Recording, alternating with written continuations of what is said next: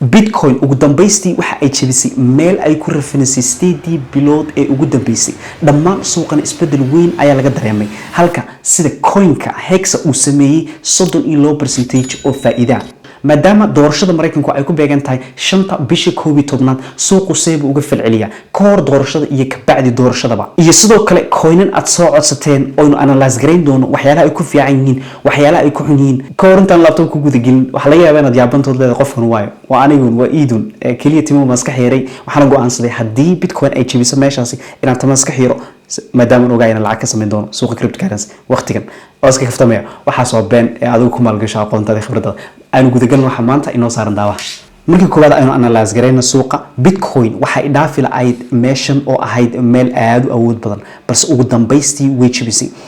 bal waynu eeg doono waxyaalaha sabab noqon kara inay jabiso iyo suuqu sida uga falceliyay iyo waxyaalaha aynu filan karayno mustaqbalka haddaba bitcoin waxaynu niri waxa ay aad u xajinaysay meeshan oo ay sameeynaysay in ay ixtiraamto macnaha awoodana ay lahayd sellersku balse aynu ogeyn ama aan ku sheegay video hore in sellerska meesha ku jiri inay suurtagal tahay in laga qaado awooda la jabin karayaan maadaama aynu eegnay suuqu soo iska falceliyo waqtiyada soo socday sidoo kale video hore ku noqon fadlan ku celinayo balse waqti xaadirkan waxaynu u jeednaa in ay jabisay meesha aynu niri waxaynu rajaynaa inay jabiso waqtiga soo socda haddaba intaas ka bacdi BlackRock waxa lagu leeyahay isbuuc u dambeeyay waxa ay ku maalgashatay bitcoin lacag u dhiganta $1 billion taas macnaheedu waxa weeyaan hadaynu fiirno hoostan waxa ay ku maalgashanaysaa waalati kala duwan oo ay gelinaysaa mataqaana lacag xawliya suuqana ay sababtay in mataqaana u dhaqaaq xawli u sameeyo sidoo kale hadaynu fiirino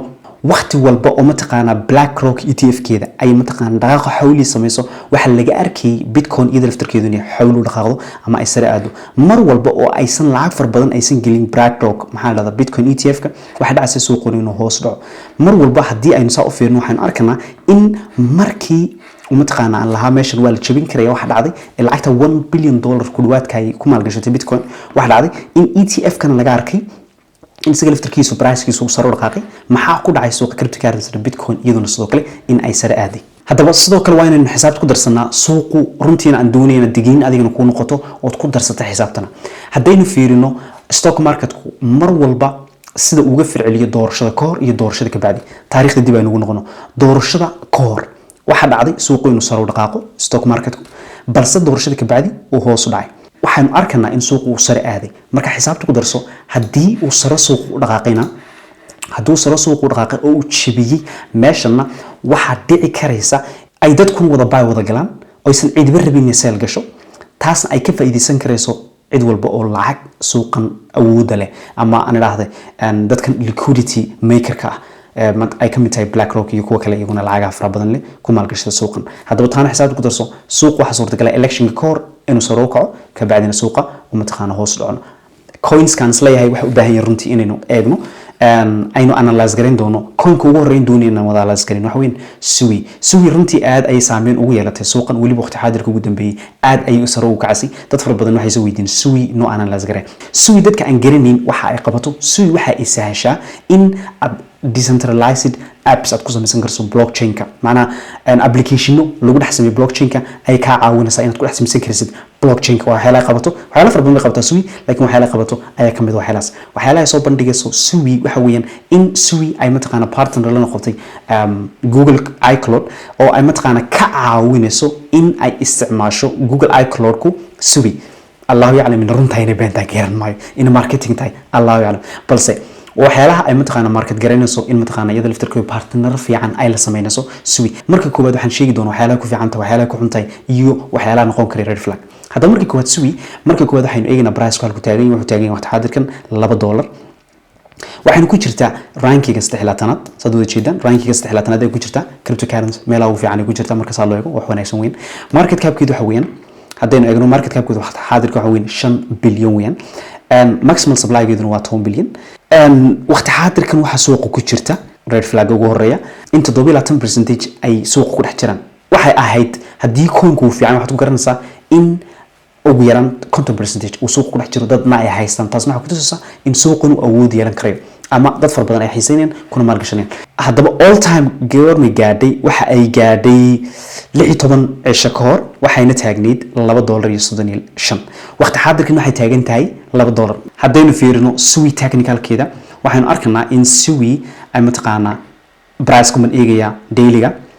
mataqaanaa halkan ahayd meeshii ugu hooseysay uu sare aaday ka bacdina uu hoos soo dhacay 70% waan filay meeshaas inay iska ahayd 70% ilaa 80% inuu haddana meel fiican soo gaaray meeshana ahayd meeshii ugu habbooneed ee laga iibsan karayo maxaa la dhahdaa SUI laakiin waqti xaadirkan markii ay jabisay maxaa la dhahdaa all time high ee ahayd meeshii ugu dambeysay ee mataqaanaa uu jabiyo ama uu gaaray markuu jabiyay waxaan arkaynaa inuu mataqaanaa hoos u dhacay waqti xaadirkan aynu arkaynaa in RSI ga fiirino inuu yahay overbought ay dad far badan baa ugu jiraan marka technical ahaan ma ahan meeshii ugu habbooneed ee laga iibsan karayo SUI haddii uu videogan weli ka wax ka caawinay fadlan videogan like garee naguna soo biir haddaadan subscribe gareen waayo waxaan rabnaa 20,000 oo subscriber inuu gaadhno aad ayaad u mahadsantay videogan hore uga socono coinka labaad in isla eegi doona waxa weeyaan link coin aan isla runtii price ahaan meel fiican ayuu taagan yahay laakiin aynu eegi doono waxa uu ku xun yahay waxa uu ku fiican yahay Chainlink waxay qabato markii koobaad aynu guda galno markii koobaad waxa weeyaan waxay caawisaa dunidan arkan waxa ka dhacay iyo blockchain in isku xidho weeyaan sidoo lahaan haddaynu fiirino website-keeda waxyaalaha ay qabato ama loo isticmaali karo waxa weyn sidoo lahaan asset tokenization financial service loo ayaa mataqaana loo isticmaali karaya waxa loo isticmaali karaa gaming NFT waxyaala fiican ay qabata Chainlink waxay kamid ahayd coinkii ugu horeeyay ee mataqaana ku jiray watchlistiga ee aan maalgashaday sanadkii hore Chainlink haddaba waxay qabatay garanayay halkii waqti xaadirkan taagantay Chainlink waxa ku jirta kaalinta 19aad marka la fiiriyo cryptocurrency waqti xaadirkan wuxuu taagan price-keedu $12 iyo $57 haddaynu fiirino market cap-keedu waxa weyn $7 billion haddaynu fiirino maximum supply-geedu waxa weyn waa $1 billion waxa suuq ku dhex jiray waxa weeyaan wax ka badan 60% oo ah wax fiican goormay gaadhay meeshii ugu sarreysay waxa ay 52 weyn meeshii ugu sarreysay 3 sano ka hor ay ahayd meeshii ugu horeysay markii ugu horeysay meesha gaadhay waqti xaadirkan waxa ay mataqaanaa ay hoos u dhacday 78% technical ahaan bal aynu eegno haddaynu fiirino link ama Chainlink waxaanu arkaynaa inuu mataqaanaa suuq halkan markuu taagnaa uu saro baxay uu soo dhaafin halkan ka bacdina uu mataqaanaa dib u soo laabtay halkan awood ay yeesheen buyers-ku marka awood buyers-ka halkan yeesheen waxaan arkaynaa in suuqu uu mataqaanaa uu saro u socday ka bacdi markuu halkaas gaaray ama higher ka cusub uu sameeyay waxa dhacday suuqu inuu dib u soo laabtay oo mataqaanaa halkan uu ku soo laabtay still waxaan arkaynaa halkan inay ku jirtay maxaa la dhahdaa imbalance far badan ama ay ku jirtay mataqaanaa kaliya buyers-ku oo halkiina soo buuxiyay waxaana ina tusaya candle-ka noocana in mataqaanaa ay wax jireen halkan ay ku qasbaneed inuu soo buuxiyo waxaan arkaynaa sidoo kale in markii halka uu jabiyay in mataqaanaa halka markii uu soo gaaray uu soo buuxiyay halka inuu markiiba sare uga dhaqaaqay waxaan arkaynaa in candle-ka noocaasi ama mataqaanaa shamaca noocaasi mataqaanaa wax soo celiyo jiro ka bacdina mataqaanaa sare aaday suuq markuu halka sare aaday waxaan arkaynaa in higher cusub sameeyay ka bacdina higher low sameeyay weli ka hadda kan la jabin waayay macnaheedu tahay waxa ay ixtiraamaysaa lower meeshii ugu hooseysay mataqaanaa uu gaaro suuqaasi ka bacdina higher haddana waxaanu arkaynaa inuu sameeyay meel hoos u soo gaaray oo kan ixtiraamay uusan kan hoosna uga dooba uusna hoos uga marin taas waxa ay tusaysaa in weli ka hadda awood ay leedahay buyers-ku Chainlink taasna waxay tusaysaa technical ahaan inuu taagan yahay meel fiican haddii aanu fiirino render haddaba halkii taagan tahay render waxa ku jirta kaalinta 54aad waqti xaadirkana price-keedu waxa weyn waa $5 market cap-keedu waxa weyn $2 billion ma xumo sidoo kale oo red flag ugu horeeyo waxa weyn in aysan lahayn maximum supply taasna waxay ku sababtaa coin-ka mar haddii uu san lahayn maximum supply in la daabaci karayo waa red flag waxa fiican inuu shaygu cadidnaado si dadkuna ay u xiiseeyaan all time high goormay gaadhay all time high waxay ahayd $60 okay waxaan hoos dhacday 62% waxaan aad waqtiga ay gaadhay March 17 8 bilood kor adigu price hadba aynu fiirino halkii taagan tahay render haddaynu fiirino render technical ahaan waxaanu arkaynaa inuu suuqu markii uu gaaray meeshii aan sheegin oo ahayd Mars $16 mataqaana hoos soo dhacay suuquna halkan uu ka dhaqaaqay ay ahayd meeshii sababtay in mataqaana ay halkan sare aado waxaanu arkaynaa in uu suuqu u sare aaday oo tan ay ahayd higher low ka bacdina uu higher high aaday kabacdina uu mataqaana dib ugu soo laabtay marka price-ku wuxuu uu mataqaana ixtiraamay tan oo ahayd meeshii sababtay inuu mataqaana suuqu u sare aado marka markii halkaas soo gaaray kabacdina sare u dhaqaaqay taasna waxay tusaa macnaha calaamad fiican oo sababaysa in mataqaana wili ka hada halkan dadkii ka galay bay inay awoodayaan wili waxaan markaa suuqu wili in mataqaana uu sare aaday kabacdina uu sameeyay inuu jabiyay macnaha higher ugu sareeyay oo hadana oo soo dhacay wili ka hadana uu ixtiraamiyo meeshii sababtay inuu higher sameeyo suuqu technical ahaan meel fiican ay taagan tahay render analyze ugu dambeyn isla eegi doono waxa weeyaan Pepe oo arkay dad fara badan aad u xiiseynayaan rabaan in xog weedaan Pepe wuxuu yahay Pepe marka koowaad waxa weeyaan waa meme coinada kaliya lagu dhisay iska baashaal iska funny iska dadku inay mataqaana iska maalgashadaan meme coinka sida Dogecoin ko kale iska maali aniga adugaan raahday mataqaana dadku ayadna wili ka lacag ku maalgashanayaan laakiin waa iska baashaal ahaan ba loo maalgashadaa meme coinka noocan hadaba meme coin-kan wuxuu ku jira kaalinta 9-aad cryptocurrency kaalinta 9-aad ay ku jira 0.0 maxay ayuu taagan yahay market cap-kiisa waxa weeyaan 4 billion maximum supply-giisu waa intaas maximum supply-giisa suuqa ku jirta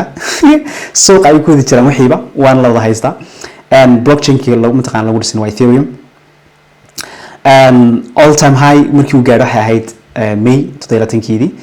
waqti dhaweyd weyn 5 bilood ka hor weeyaan waxa xadirkan wuxuu hoos soo dhacay 42% meeshuu ka tagana macna 150 ayuu mataqaana hoos soo dhacay hadaba maadaama aan sheegay waxyaalo qabanayo bal aynu fiirino mataqaana technical kalka uu taagan yahay haddaynu fiirino technical-ka Pepe ku taagan yahay waxaan arkanaa in markii uu mataqaana uu soo gaaray maxaa la meeshan oo iyadoo ahayd meeshii sameysay high in mataqaana isaguna sidoo kale waayo waxaan altcoin ku dhamaan isku sii wada dhaqaaqayaan haddaad wada fiirsatid markuu halkaas soo gaaray halkan mataqaana wax ixtiraamay oo ahayd meeshii ugu hoosisay mataqaana tan abuurtay kabacdina uu mataqaana sare u dhaqaaqay marka waxaan arkaynaa inuu taagan yahay meel fiican oo mataqaana wiilka hadda ixtiraamayso buyers ay awood leeyihiin laakiin hal shay baan ku diiday Pepe oo mataqaana technical ahaan markaad fiirisid wiilka hadda inuusan xoog uusan uga soo dhicin meeshii mataqaana all time high haddaynu fiirino hoostan aynu arkarno in gap far badan ku jiro aan mataqaana ama imbalance far badan ku jiraan kaliina buyers ku jiro suuquna qasabay tahay inuu meesha soo buuxiyo waana suurtagal sidoo kale Pepe waa meme coin loogu talagalay in lagu baashalo haddaba su'aashan adiga ku weydiin waxa weeyaan